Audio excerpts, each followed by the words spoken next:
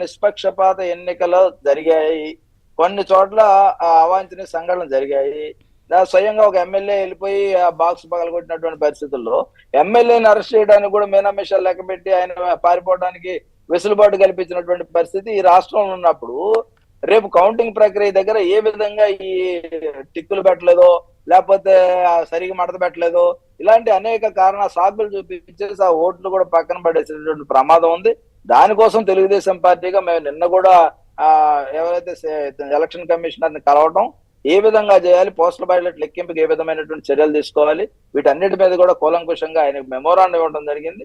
ఈ సందర్భంగా నేను ఒకటే అడుగుతా ఉన్నా, నిష్పక్షపాత ఎన్నికలు జరగకపోతే ఎక్కడైనా సరే ఆ ప్రజాస్వామ్యం ఉన్నా లేనట్టే. ఈరోజు ప్రజాస్వామ్యంలో అత్యంత దురదృష్టకరమైన విషయం ఏంటంటే అధికారులు బైపాస్ చేస్తా ఉన్నారు. ఆ ప్రక్రియను అంతా కూడా అధికారులు హ్యాండ్ ఓవర్ చేసుకుంటా ఉన్నారు. ఇక్కడ కౌంటింగ్ జరుగుతా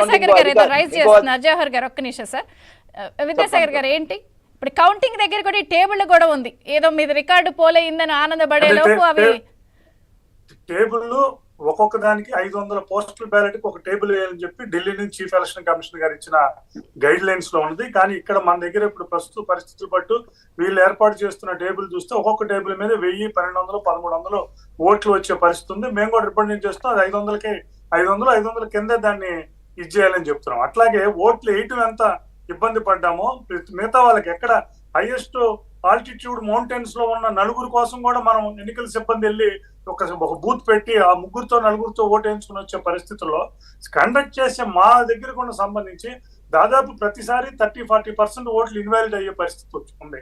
ఈసారి ఓట్లు చాలా మంది అడుగుతూ ఉంటారు, ఎంప్లాయీస్ ఎలక్షన్ కండక్ట్ చేస్తుంటారు, చదువుకున్న వాళ్ళు, అన్ని తెలిసిన వారు, వాళ్ళ ఓట్లు ఇన్వాలిడ్ ఎందుకు అవుతాయి అంటే మేము వేయటం వల్ల ఓట్లు ఇన్వాలిడ్ అవ్వాల. అక్కడ డిక్లరేషన్ ఫార్మ్ మీద గెజిటెడ్ ఆఫీసర్ 2 సంతకాలు పెట్టాలి, స్టాంప్ వేయాలి. ఎప్పుడు మేము ఇదివరకు పోస్టల్ బ్యాలెట్ ఇంటికి వచ్చేది కాబట్టి మాకు కావాల్సిన గెజిటెడ్ ఆఫీసర్ సంతకం పెట్టించుకుని మేము పోస్టల్ బ్యాలెట్ అప్లై చేసేవాళ్ళం, బ్యాలెట్ వేసేవాళ్ళం.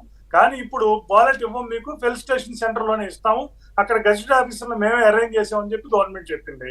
మేము వెళ్ళి డిక్లరేషన్ ఇచ్చాము, ఆ గెజిటెడ్ ఆఫీసర్ సంతకం పెట్టకపోయినా, లేదు స్టాంప్ వేయకపోయినా అటువంటి ఓట్లు దగ్గరగా 1,00,000 ఉన్నాయని చెప్పి మాకు ఇన్ఫర్మేషన్.